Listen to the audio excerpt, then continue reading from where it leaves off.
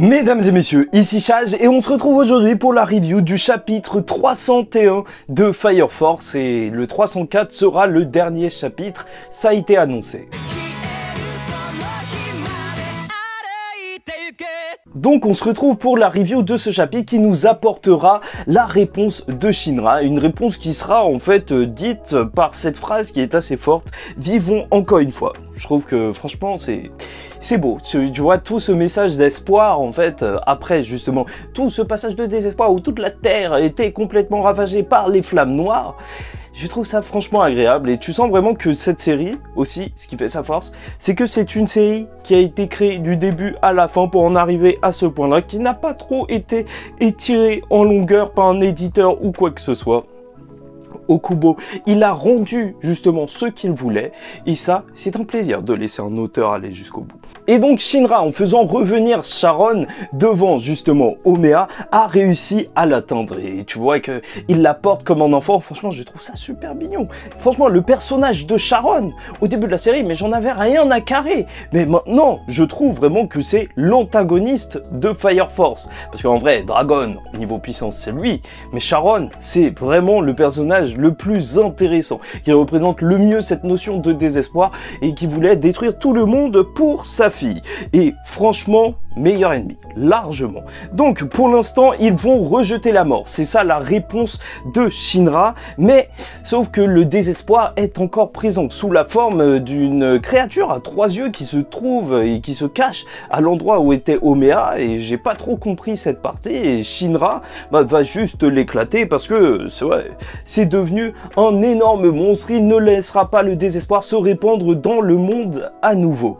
Et c'est là où je me dis que, en fait, même avec tout ce chapitre globalement, et même les derniers chapitres, que peut-être cette fin est difficilement appréhendable si on n'a pas vu Soul Eater. Moi, j'ai pas vu Soul Eater. Tu vois, au collège, mes potes, ils me disaient « Regarde Soul Eater, regarde Soul Eater !» Et j'ai commencé 1-2 épisodes, l'univers était trop loufoque pour moi. Et heureusement, grâce à Fire Force, maintenant, ça me donne envie de voir Soul Eater. Mais donc, voilà, j'ai commencé par le préquel et toutes les petites références, je les ai pas. Et je vous avoue que, franchement, en termes de compréhension, ça limite vraiment beaucoup la chose.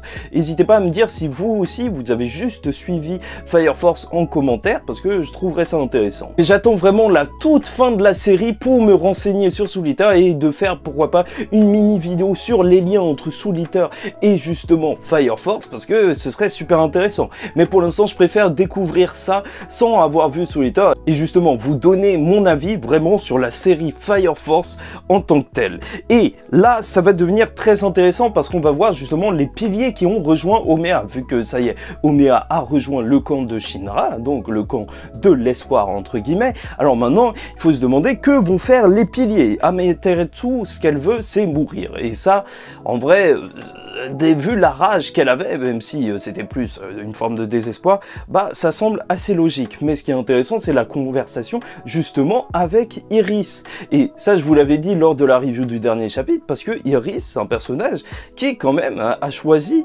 de rejoindre l'autre camp. Et ça, c'est intéressant, surtout que Iris, c'est quelqu'un qu'on apprécie énormément. Enfin, normalement, elle est du côté des gentils depuis énormément de temps. Et c'est vrai qu'elle, en tant que doppelganger, bah, elle se dit que non, elle mérite même pas de vivre, même si elle le voudrait, mais Amaterasu va la laisser parce qu'elle est pleine d'espoir et qu'en réalité, elle veut vivre. Et ça, c'était intéressant. Pourquoi? Parce qu'on va même découvrir la raison pour laquelle exactement Iris a rejoint Omea. Moi, je pensais que c'était parce qu'elle était devenue un petit peu désespérée en voyant tout le monde et tout, avoir découvert la vérité sur l'église qu'elle prêchait et qui donc n'était pas réellement, bah, justement, l'église qu'elle prêchait, enfin, un truc bien, en fait, c'était le grand prédicateur, l'église du Saint-Soleil.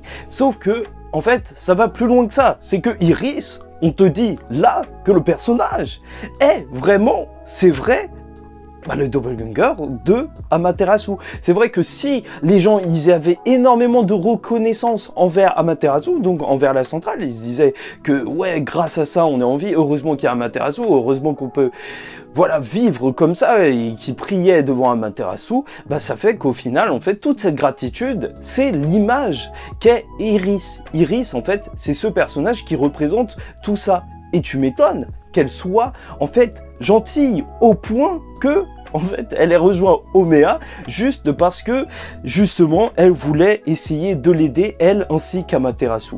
Et ça, franchement, avoir autant de compassion même pour son ennemi, c'est beau, et je m'attendais pas à une réponse comme ça, mais en même temps, vu qu'on est dans les clichés, donc quelqu'un avec énormément de compassion, vouloir délivrer même Omea et Amaterasu, je ne trouve ça pas si fou que ça au final. Et c'est donc le retour d'Iris et Inka, mais donc il va y avoir la mort qui va apparaître, je crois que c'est Shikigami dans Soul Eater, d'après mes souvenirs, parce que j'avais regardé les premiers épisodes, et il dit que tu n'y échapperas pas, enfin les humains n'échapperont pas à la mort, et Shinra dit qu'il le sait.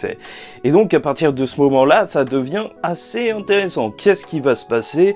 Je me demande en fait, si tu veux, Shinra, il a atteint un niveau où tu peux difficilement en fait l'appréhender comme quelqu'un avec des pouvoirs d'humain. En fait, c'est même plus un être humain, tu vois qu'il peut faire tout et n'importe quoi.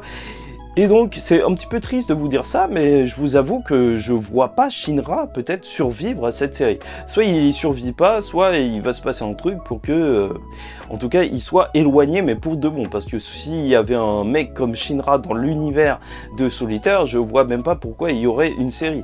Shinra, il est vraiment beaucoup trop au-dessus de tout ce qui est dans cet univers, et au moins ça peut apporter une sorte d'équivalence, parce que au final s'il n'y a pas de mort, c'est peut-être un petit peu trop facile. Mais bon, je vous avoue que Soul Eater maintenant ça me donne envie, hein. Ça me donne vraiment très envie. Je pense pas que je vais lire ça tout de suite, mais voilà.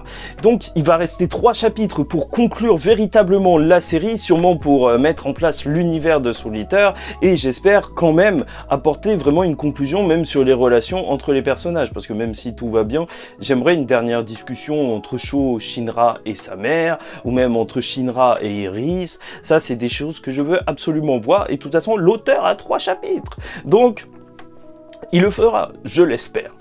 Voilà tout pour moi. J'espère que vous avez apprécié cette vidéo. En tout cas, pour moi, c'était un plaisir de vous la faire. N'hésitez pas à liker ou disliker la vidéo si ça vous a pas plu. Commentez, donnez-moi votre avis en commentaire.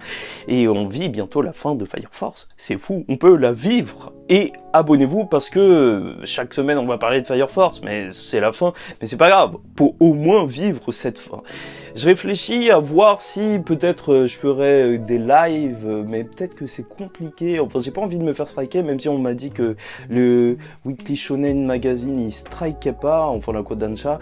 Donc je sais pas trop. D'ailleurs, j'aurais besoin de vous, vraiment, là par contre, sur la chaîne principale, parce que je vais sortir la vidéo 5 raisons de lire, regarder Fire Force ce mercredi, et donc c'est un message pour vous. N'hésitez pas à faire du bruit, parce que, je vais pas vous mentir, hein, Fire Force, ça marche pas trop. Je le fais sur la chaîne secondaire, et heureusement, parce que en fait ça intéresse pas beaucoup de personnes, et c'est pour ça que franchement cette vidéo elle va pas trop marcher, c'est sûr et certain, mais j'aimerais au moins que ça motive 2-3 personnes, enfin au moins tu vois, les gens qui hésitent, comme ça ils pourront tomber sur la vidéo, et s'il y a beaucoup de référencement et tout, on sait jamais, tu vois, les gens ils vont avoir ça dans leur fil d'actualité, ils vont peut-être cliquer, et là ils vont être pris au piège, parce que une fois que tu commences Fire Force, une fois que t'es vraiment à fond, alors là t'es perdu, t'es obligé de continuer jusqu'à la fin.